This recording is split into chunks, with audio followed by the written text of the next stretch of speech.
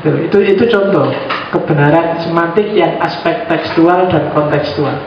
Sama persis kayak saya sering di kelas itu mencontohkan surga versi Arab. Al-Quran itu ketika menjelaskan surga, secara tekstual surga versi Arab, ya kan? Surga versi Arab itu kan surga yang dipameri sungai, dipameri kan gitu. Ya, kolam susu, kolam madu, bidadari apalagi. Dan bayangannya mau bidadari itu kan kayak, kan surga itu kayak harem. Di Arab itu harem itu ada tenda dekat oase yang di situ isinya selir-selirnya. Nanti yang jaga itu orangnya sudah dikebiri jadi nggak bisa ganggu. Dan situ perempuan banyak, sak karepe dhewe.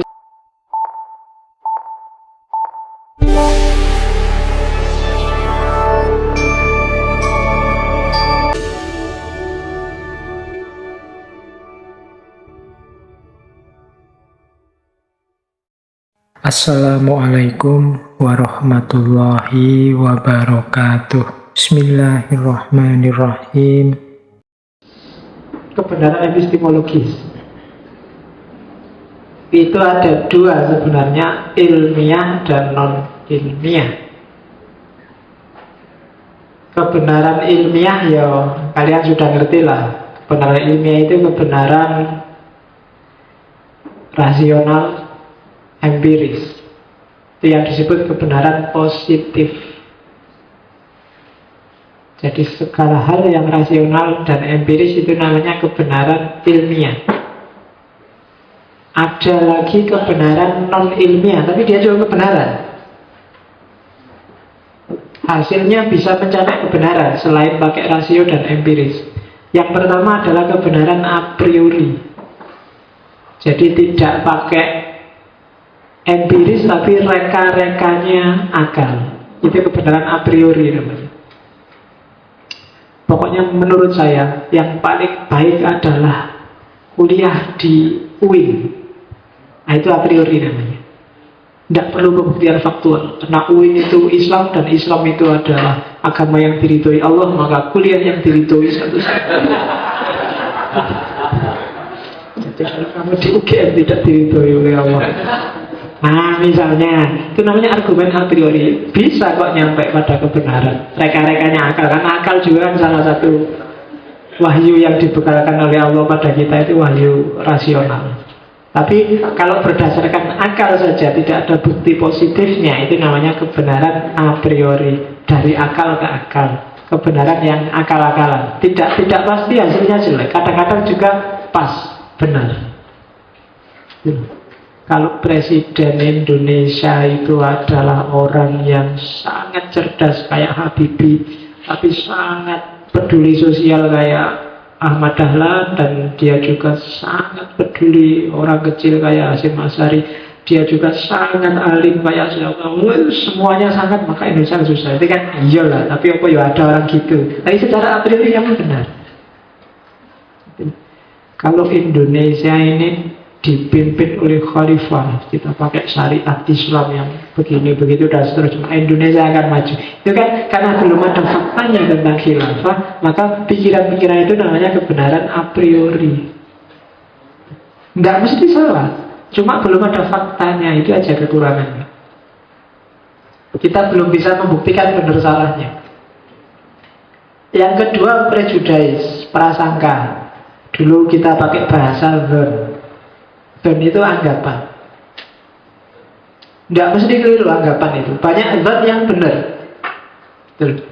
Yo kayak tadi contohnya temenmu sama pacarnya masuk kamar nggak keluar-keluar sampai pagi, terus kamu punya zon, mesti di dalam itu tidak baca Quran bersama. Ya kan? Kamu tahu kok faktanya, tapi kan kamu nggak lihat. Allah kan nggak lihat faktanya aslinya apa, itu barang goib kok nggak kelihatan. Tapi kan kamu zanmu, prejudice-mu mesti di situ nggak sholat tahajud bareng. Atau seandainya tahajud, mungkin tahajudnya sujud terus nggak ada iktidalnya.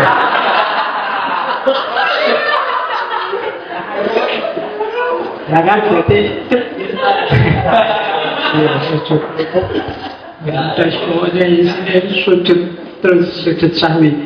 Jadi zanmu itu tidak mesti salah. Kalkulasi rasional itu kan juga zan namanya. Oke, yang ketiga intuitif. Saya nggak perlu jelaskan lagi bagaimana intuisi jadi salah satu sumber pengetahuan. Kalau dia jadi salah satu sumber pengetahuan, berarti dia juga punya potensi untuk menemukan kebenaran. Kemarin sudah saya jelaskan bagaimana wahyu, ilham, dan kawan-kawan itu bisa jadi alat untuk menemukan kebenaran. Yang keempat adalah trial and error, kebenaran yang coba-coba. Ini sebenarnya agak bau a priori, cuma trial and error ini coba-coba. Kalau bahasa ini namanya eksperimen, tidak cuma pakai akal, dijajal. Jadi percobaan itu ya untuk ngetes, oh ini bagus apa enggak, itu bagus apa enggak. Kalau komposisinya gini deh, ini teh ini dikasih gula, coba sekali-sekali dikasih tambahin garam dikit mungkin sedap. Kalau orang tambah kecap lagi dikit, kalau sudah banyak terus baru dibuang di luar. Misalnya, itu trial and error, coba-coba, ya kan? Tapi jangan jangan kayak iklan iklan obat minyak kayu putih itu, bikin anak mau coba-coba, buat anak mau coba-coba, jadi nggak boleh trial and error. Kayak khutbah Jumat di UIN pas kapan itu, jadi katanya votingnya, kalau cari istri jangan cuma lihat luarnya, lihat juga dalamnya. Gawat ini kalau dipraktekkan oleh anak-anak iso kacau ini. Saya nggak percaya di luar, ayo dilihat dalamnya. Nggak boleh ya. Mungkin maksudnya khotibnya orang ngono, cuma karena pikiran kita kan sudah dalam melihat juga dalamnya itu bayanganmu. Wah berarti harus dibuka dong, nggak mesti kamu gitu. Trial and error, coba-coba. Jangan coba-coba loh ya kalau pacaran. Jangan pakai metode trial and error. Nanti bisa gawat. Analoginya jangan analogi beli mobil. Kalau beli mobil kan harus test drive, tapi kalau itu nggak boleh. Ya, daripada salah beli kan harus nggak bisa. Itu urusannya bukan urusan anunya. Jadi yang keempat trial and error itu salah satu metode juga. Kadang-kadang juru masak koki itu kan biasanya metodenya trial and error. Coba digabung sama yang jadi. Itu metode. Kadang-kadang ketemu kebenaran juga. Yang terakhir otoritas. Agama itu otoritas. Ada yang kamu percaya sebagai agen kebenaran dan dia kamu percayai. Entah itu buku, entah itu orang, entah itu lembaga. Itu kebenaran epistemologis. Basisnya otoritas agama.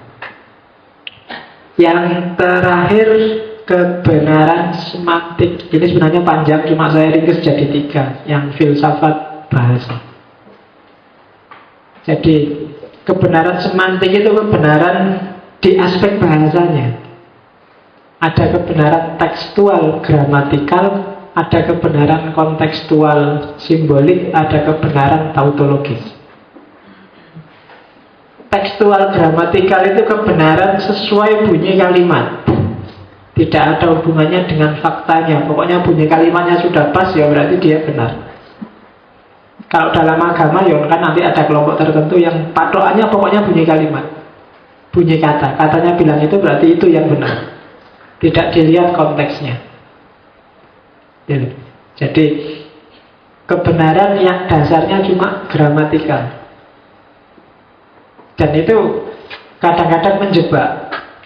Karena banyak kalimat yang kalau dipahami letterlek ini bisa berarti bahaya. Ya apa ya? Contoh yang kalau kamu pahami secara letterlek itu bisa kacau. Karena kebanyakan kalimat itu tidak cuma aspek kata-katanya, tapi dibalik kata-kata yang bermain.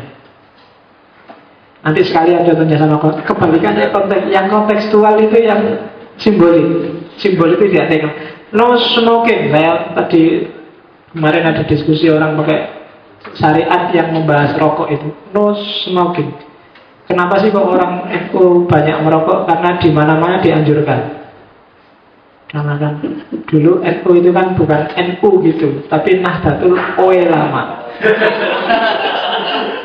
Jadi kemana-mana dianjurkan orang NU smoking.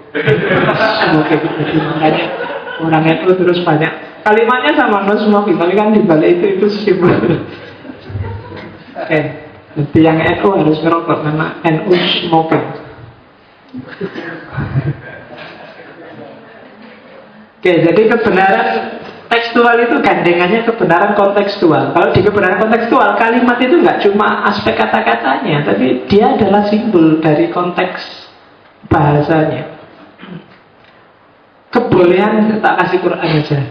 Kebolehan laki-laki kawin 4. Secara tekstual kalimatnya memang bahwa laki-laki boleh kawin 4, masna wa sulasa wa ruba.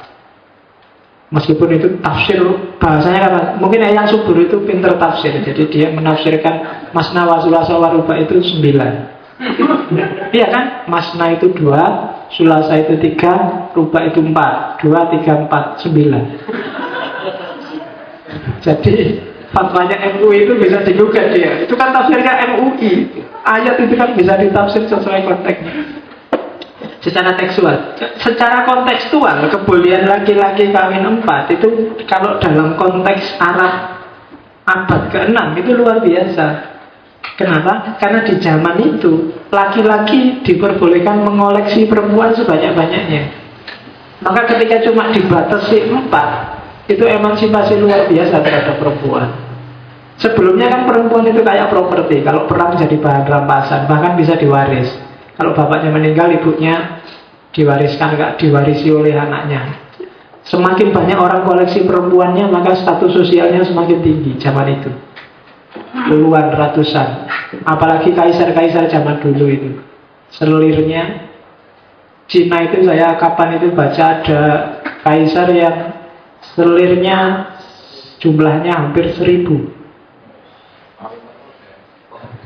1000 itu, bayangkan saja digilir satu hari satu, anggap aja setahun 300 lah, 300 kalau 1000, 3 tahun dan belum gilir yang awal tadi, 3 tahun baru yang istri pertama.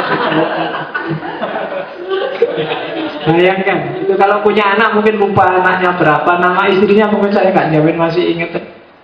Iya, ya kan, dalam kondisi kayak gini terus tiba-tiba Islam datang, nikah boleh lebih satu, tapi 4 aja loh. Itu konteks itu adalah konteks emansipasi wanita yang luar biasa zaman itu, secara kontekstual. Maka kalau orang ingin nikah 2, 3, 4, perhatikan aspek emansipasinya. Itu membaca secara kontekstual. Gitu. Kalau tekstual saja, pokoknya Quran kan sudah bilang boleh kawin 4, kok kamu melarang-larang. Masalahnya bukan kawin 4-nya. Karena ini konteksnya apa dulu. Itu contoh kebenaran semantik yang aspek tekstual dan kontekstual. Sama persis kayak saya sering di kelas itu mencontohkan surga versi Arab. Al-Quran itu ketika menjelaskan surga, secara tekstual surga versi Arab, ya kan? Surga versi Arab itu kan surga yang dipameri sungai, dipameri kan gitu.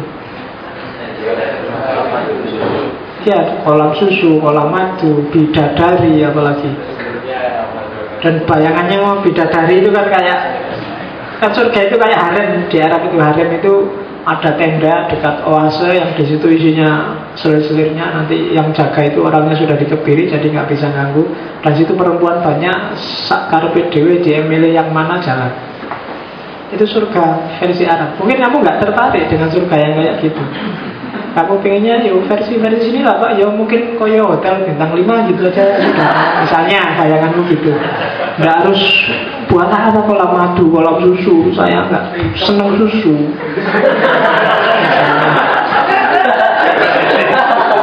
Loh ya kan? Saya lupa bilang ke panitia saya nggak suka susu. Alhamdulillah sekarang nggak dikasih. Kemarin dikasih susu besar sekali di sini.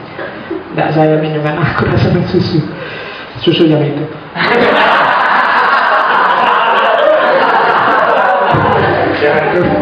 Ya kan ternyata kita frekuensinya sudah sama. Oke, yang terakhir paham lah yang dua. Yang terakhir kebenaran tautologis. Kebenaran tautologis itu kebenaran yang apa ya? Kalau bahasa logika tautologi itu kalimatnya bulat, nggak ada ujung pangkalnya, muter aja, nggak jelas, nggak ada wawasan baru yang diberikan. Kalau filsafat biasanya contohnya apa ya, kalimat bulat itu Gini misalnya, kalau saya bilang gini, itu nanti hasilnya mesti bulat. Semua yang di ruangan ini adalah pembohong. Berarti kalau saya ngomong semua yang di ruangan ini berarti saya pembohong juga kan. Kalau saya pembohong berarti yang saya omongkan berarti bohong. Kalau yang saya omongkan bohong berarti kebalikannya kan. Berarti semua yang di ruangan ini nggak bohong, jujur. Saya juga berarti jujur kan.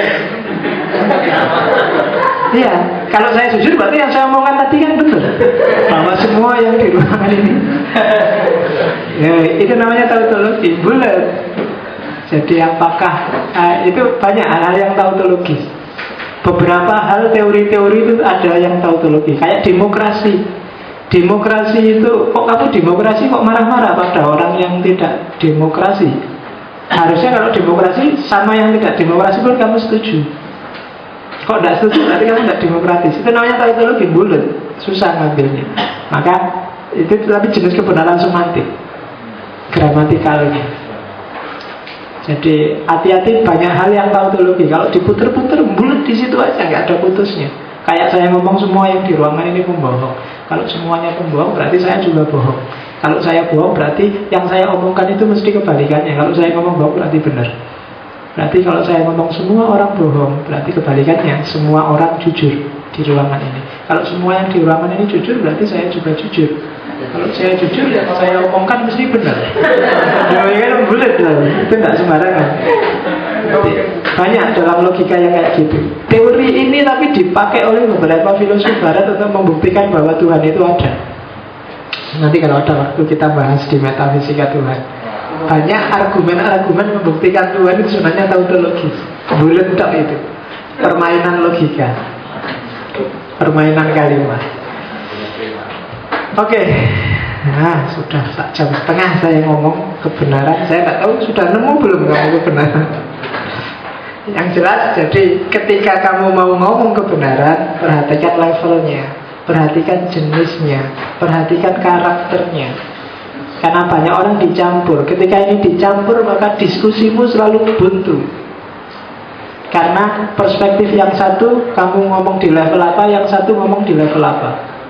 Habis sudah. Kalau sudah kayak gitu, insya Allah diskusinya nggak akan ada titik temu. Itu yang harus kamu ingat kalau ngomong tentang kebenaran. Oke, masih ada waktu untuk dialog. Ya kurang lebih 20-30 menit. Silakan yang mau tanya. Iya, Mas. Tadi ya yang saya tulis itu ada level-level kebenaran. Nah, saya di sini agak bingung tentang metafisik. Soalnya tadi tidak bisa dinalar oleh, juga tidak bisa dirasakan oleh orang lain, misalnya gitu lah ya.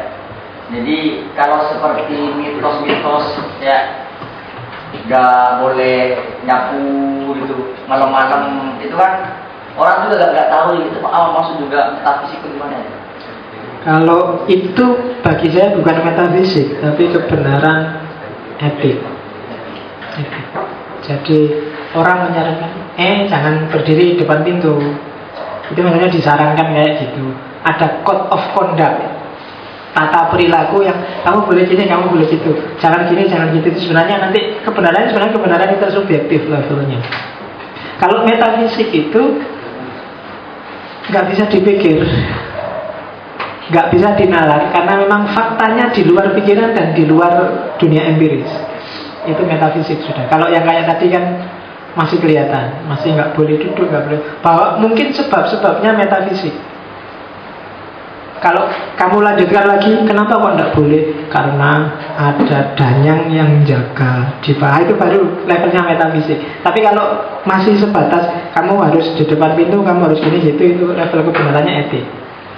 Nah, terserah kamu mau dibahas sebabnya atau perilakunya, atau hubungan antara sebab dan perilaku. Nah, itu harus jelas dulu.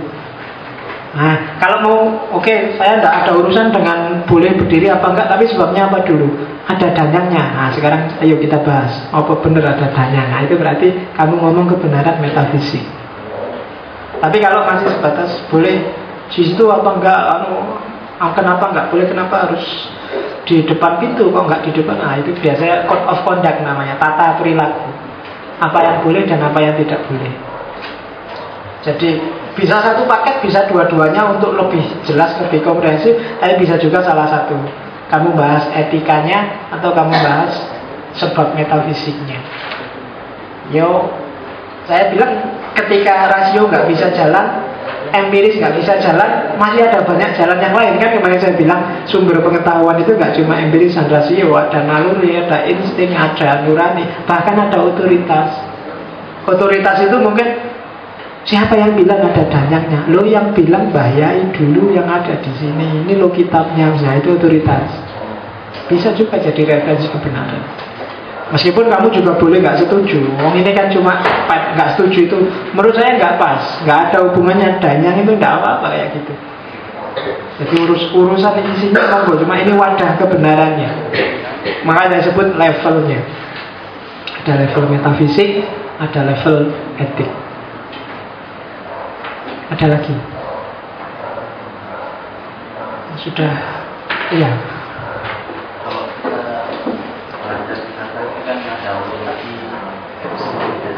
Kalau kita pahami di eksternal dan juga menurut kita masih bisa yang absoluti. Apakah termasuk semantik itu atau tidak? Aksiologi itu etik. Aksiologi itu isinya dua, etika, estetika. Kalau etika kebenarannya intersubjektif, estetika kebenarannya sebenarnya subjektif yang susah dikembangkan jadi intersubjektif. Etika itu sangat cair, tidak bisa dimasukkan di sini. Kenapa nggak saya masukkan di sini? Susah sekali memasukkan etika ke level kebenaran, karena secara value, secara nilai dia bukan kebenaran. Dia ngomong tentang indah dan tidak indah, pantas dan tidak pantas, dan kategorinya sangat cair estetika itu. Orang tidak bisa disalahkan sama sekali kalau dia suka lagu dangdut, sementara tetangganya suka lagu rock. Kamu suka baju kotak-kotak, yang satu suka baju bulat-bulat. Itu estetika. Dan biayo, kamu kok pakai baju kotak-kotak toh? Kan harusnya pakai baju bulat-bulat. Nah itu susah. Kamu membahas estetika di level kebenaran itu susah. Estetika itu gaya masing-masing orang, itu estetik. Jadi aksiologi biasanya yang lebih dibahas adalah etikanya, bukan estetikanya. Nanti kita bahas dua-duanya. Makanya kurikulumnya masih panjang. Jadi etika dan estetika itu nanti dua tema terakhir yang kita bahas. Syukur-syukur sekali-sekali nanti ada ahli estetika dan etika kita datangin, terus kita bahas. Kita suruh ngomong di sini apa itu estetika. Ya. Kalau contohnya cuma saya estetika, mungkin saya tidak terlalu estetik kayak gini ya. Jadi secara estetik itu tidak enak. Harus ada yang lebih enak dilihat secara estetik, mungkin kamu lebih semangat. Jadi tenang aja Mas, nanti ada bagiannya sendiri ya, aksiologi. Ini sebenarnya kita belum ngomong ontologi, kita baru ngomong epistemologi. Yo ini ketika saya ngomong ada ontologi, ini sebenarnya jenis kebenaran. Jenis kebenaran ontologis, jenis kebenaran epistemologis. Ontologis itu berarti dari aspek realitas sesuatu keberadaannya, yang ini dari aspek pengetahuannya. Ada jenis kebenaran ilmiah, non ilmiah. Dari sisi keberadaan, dari sisi realitas ada jenis kebenaran objektif, subjektif, intersubjektif. Dari kenyataan kebenarannya. Jadi ini belum masuk ke bagian filsafat yang namanya etika, bahkan belum masuk ke filsafat yang namanya ontologi. Ini ontologi untuk menyebut jenis kebenaran, bukan membahas ontologi sebagai filsafat ada dalam filsafat. Nanti kita masuk setelah epistemologi, kita akan membahas logika. Kalau logika ini teknik berpikirnya, kalau ini kan asumsi-asumsi pemikirannya. Setelah logika baru kita masuk ke metafisika. Setelah metafisika kita ngomong etika, setelah itu estetika. Kalau sudah estetika, insya Allah sudah filsafatmu luar biasa kalau ngerti. Iya loh ya kalau nggak ngerti. Karena estetika itu banyak orang menyebutnya sudah puncak. Kerumitannya filsafat itu ada di estetik. Setelah itu baru mungkin kalau kita masih punya stamina, kita tambahin lagi misalnya filsafat agama, lebih jelimet lagi filsafat agama. Terus kalau sudah masuk agama, tambahin lagi yang lebih rumit lagi filsafat bahasa. Kalau sudah masuk bahasa, nanti masuk apa lagi, tinggal kita tentukan tema-tema. Cuma bagi saya kuncinya dua, epistemologi sama logika. Kalau dua ini kamu paham dan bisa jalan, kamu sudah bisa jadi filosof, meskipun belum jadi ahli filsafat. Nah, ahli filsafat itu kalau sudah paham metafisika, paham etika, estetika, biasanya sudah ahli filosof dan filsafat. Kalau kamu sudah ngerti itu semua, sudah bisa mendalil filsafat. Sengaja saya hindari di ngaji-ngaji kita untuk menyebut tokoh-tokoh dan teori-teori, biar kamu tidak dikacaukan oleh hafalan tokoh dan hafalan teori. Ini yang saya paparkan di sini itu yo pikirannya para tokoh filosof beberapa, tak comot, kadang ngambil Ghazali, kadang ngambil Bertrand Russell, kadang ngambil Wittgenstein, kadang ngambil dari hermeneutik, tak mix jadi satu yang kira-kira relevan untuk konteks kita. Tanpa harus saya cerita yang ini pikirannya Ghazali, terus kamu nanti terjebak di kategori-kategori tokoh dan teorinya. Tapi kita jalan aja. Yang penting kita ambil hikmahnya dari banyak tokoh sesuai konteks kita. Itu aja mau saya. Karena biasanya begitu kamu dengar namanya, kamu sudah duluan, kebar duluan. Waduh, mesti rumit ini ada Wittgenstein, aduh itu nama apa lagi? Terus kamu mesti gitu sudah menggerak. Jadi sudah tak ambil. Karena mereka juga berefleksi tentang realitasnya, yang pasti nggak jauh beda dengan realitas kita. Jadi kita tanda kurung dulu nama sama tokoh-tokoh sama aliran-aliran, kita masuk aja secara smooth, secara pelan-pelan ke idenya yang menurut saya relevan. Ada lagi? Iya, Mas. Kan ada level-level dan jenis-jenisnya. Apakah itu level dan jenis-jenisnya itu berupa kategori yang terpisah-pisah, atau sebenarnya itu satu kebenaran itu bisa masuk ke beberapa level atau beberapa jenis yang, atau bisa mixing, atau sebenarnya kebenaran itu yang itu berproses gitu lah, bisa pindah dari level ke satu ke level yang lain atau jenis yang ke jenis yang lain. Iya, cair Mas. Jadi kalau kamu bahas HP misalnya, kamu mau lihat aspek apanya? Aspek fisik empirisnya, atau aspek pragmatisnya, atau kamu mau membahas dia dari aspek gramatikalnya, kontekstualitasnya, atau tergantung kamu mau pakai yang mana. Jadi satu objek yang mau lihat, saya ingin melihat kebenarannya apa korupsi. Nah, kamu mau lihat apanya? Aspek dari sisi pragmatisnya, atau kamu mau melihat aspek etiknya, atau aspek logiknya, bagaimana korupsi itu secara logika, alur berpikir rasional, atau faktanya aja mau kamu deskripsikan, tergantung. Jadi tujuanmu membahas ini kan arahnya adalah ketika kamu membahas sesuatu, mencari kebenaran dari sesuatu, tegaskan dulu aspek kebenaran apa yang mau kamu ungkap. Mungkin bisa lebih dari satu.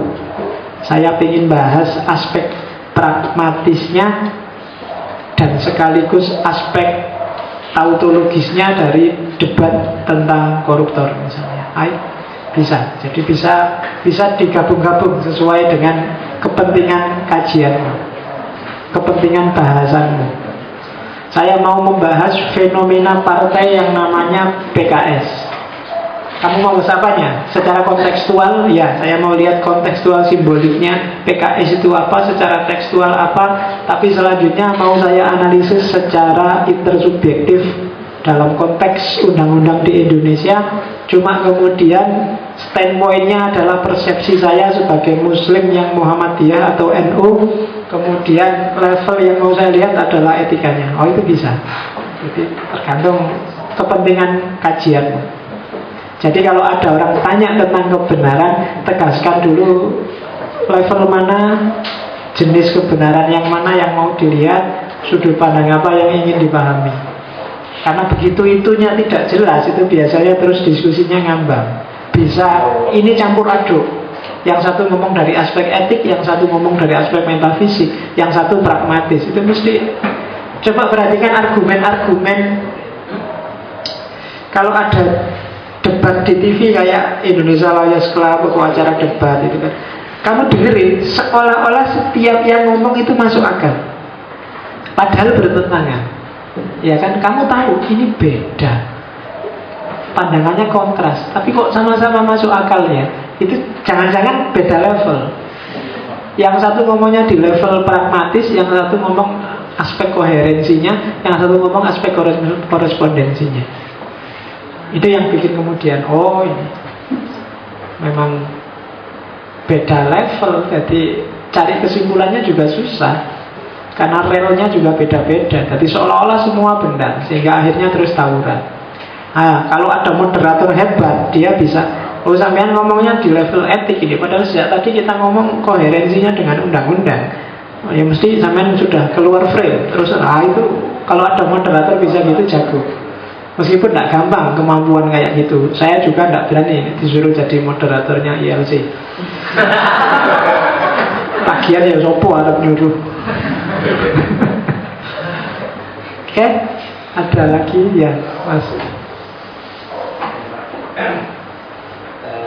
Saya kira setiap agama memandang Tuhan itu benar, tetapi dia tidak empiris.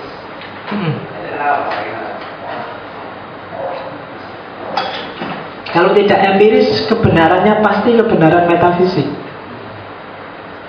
Kalau itu kebenaran metafisik, biasanya pembuktian empiris dan pembuktian rasional tidak berdaya. Saya berani membantah, karena saya sering ngajar mata kuliah filsafat agama. Semua argumen rasional tentang Tuhan yang jumlahnya 8 itu semua punya kelemahan. Karena memang Tuhan bukan objek rasio, karena dia objek otoritas untuk dipercaya atau tidak dipercaya. Itu jawaban paling masuk akal sejauh saya bahas Tuhan. Immanuel Kant juga menyimpulkan begitu. Katanya Immanuel Kant, sudahlah kamu capek kalau bahas Tuhan secara rasional, karena ranahnya beda. Kasih aja ruang dalam dirimu untuk Tuhan. Itu bahasanya Immanuel Kant. Tapi tidak apa-apa dibahas secara rasional, cuma hasilnya biasanya nggak maksimal. Pasti ada titik-titik lemah dan titik-titik beda. Setiap orang punya keterbatasan perspektif, apalagi untuk objek sebesar Tuhan. Ya ilmu kalam itu sebenarnya objeknya ya Tuhan semua. Cuma maka setiap aliran debat itu kenapa ya, karena memang ada keterbatasan-keterbatasan.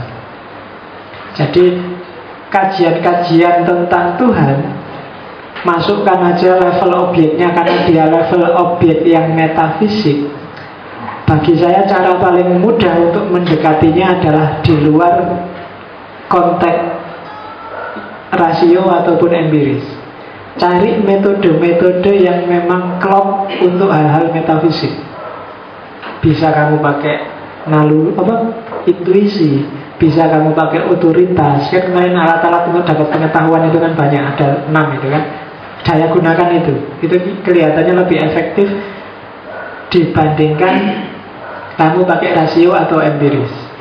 Dari banyak argumen tentang Tuhan, sejauh yang saya tahu yang agak kuat, meskipun tidak luar biasa kuat, adalah argumen, namanya argumen from religious experience, pengalaman keagamaan.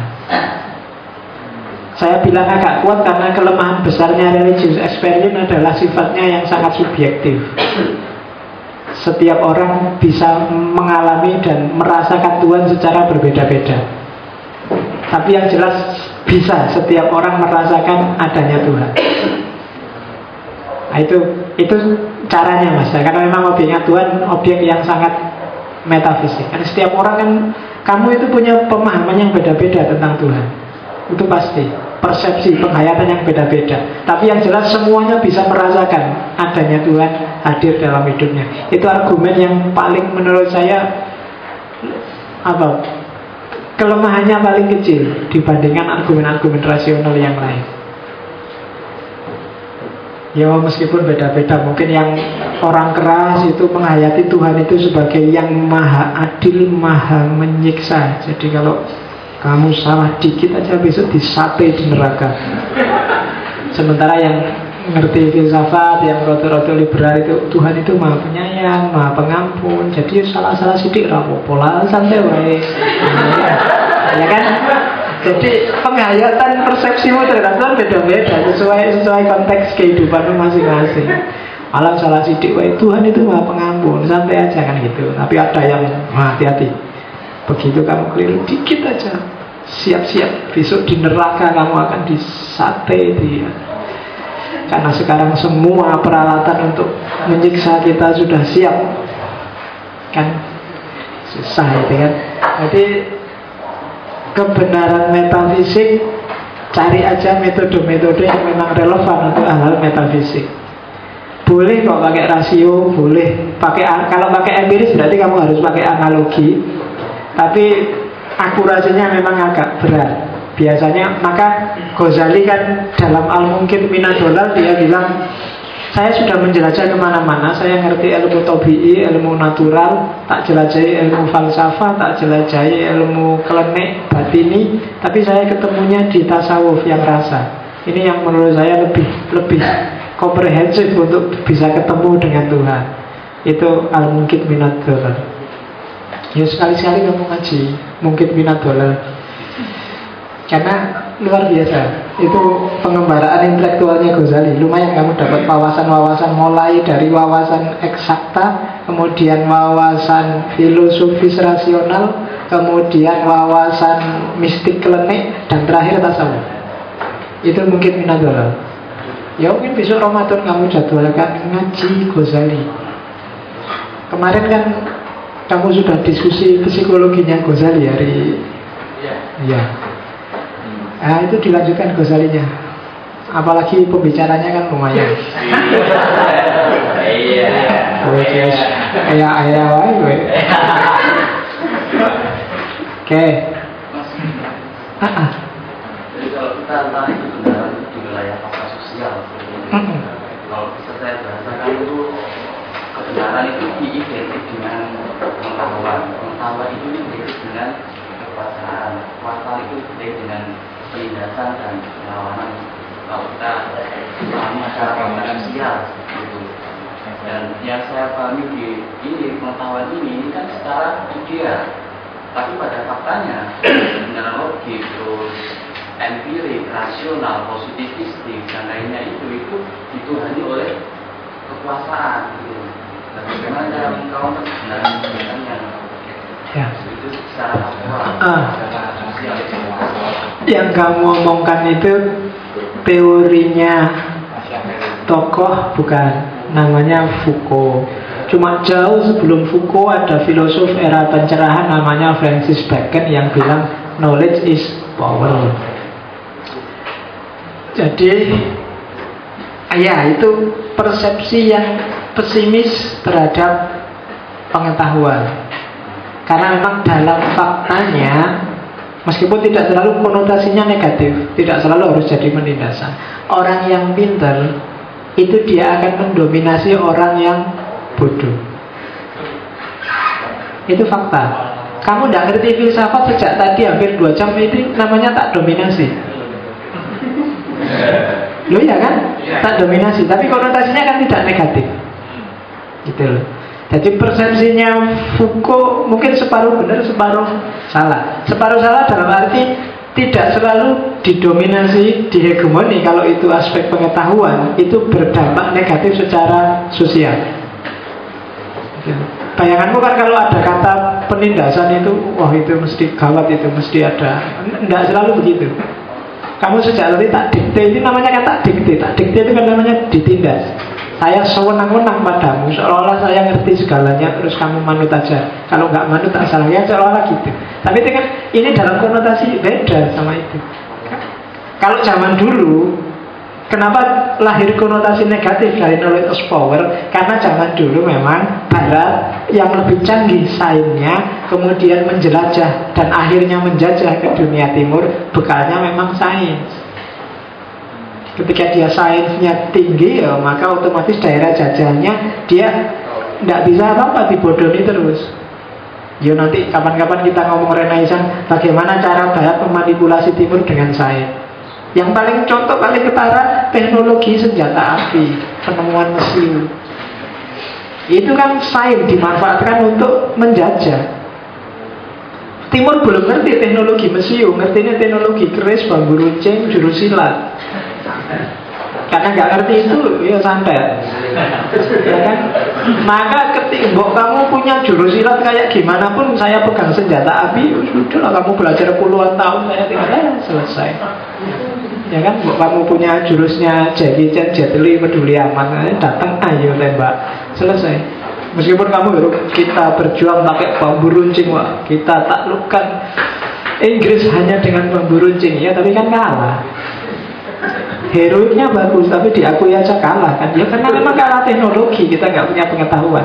Maka terus lahir konotasi yang negatif tentang knowledge is power. Padahal menurut saya jangan dipahami secara negatif, pahamilah dari aspek mental, semangat bahwa kalau gitu kamu harus pinter biar tidak didominasi orang. Maka Nurholis Majid punya teori namanya teori taskhir. Manusia itu tauhidnya akan sempurna kalau dia pinter. Kalau enggak akan bisa. Sempurnanya tauhid bagi orang pinter, kalau dia pinter maka dia menguasai banyak hal. Dia tidak akan bisa didominasi, ditindas orang karena dia pinter. Tapi begitu kamu bodoh, kamu dihapusi orang, ditindas orang, didominasi orang, kamu tidak akan bisa bertauhid, meletakkan Tuhan sebagai satu-satunya yang di atas. Kamu akan banyak tergantung orang, tidak tergantung pada Tuhan. Nah, itu teori taskhir namanya.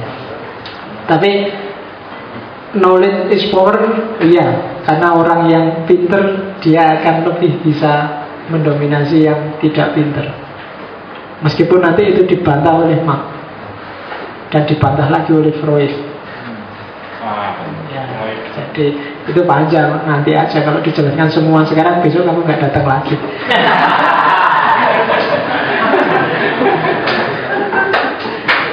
Oke, saya kira sudah ya, kamu sudah mabuk dengan kebenaran malam ini.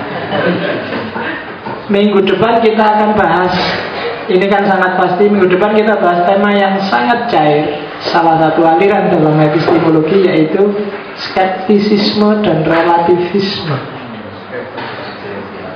Ya, jadi orang skeptis itu kan sebenarnya basisnya filsafat sejak zaman Yunani. Kelompok skeptis ini ada, termasuk relativisme. Nanti kita lihat ihwalnya, cara berpikirnya, model-modelnya. Kalau ada waktu kita kritik atau bagaimana dia mengkritik cara berpikir kita. Skeptisisme. Setelah itu kita ngomong epistemologi sosial dan epistemologi common sense, peristiwa sehari-hari.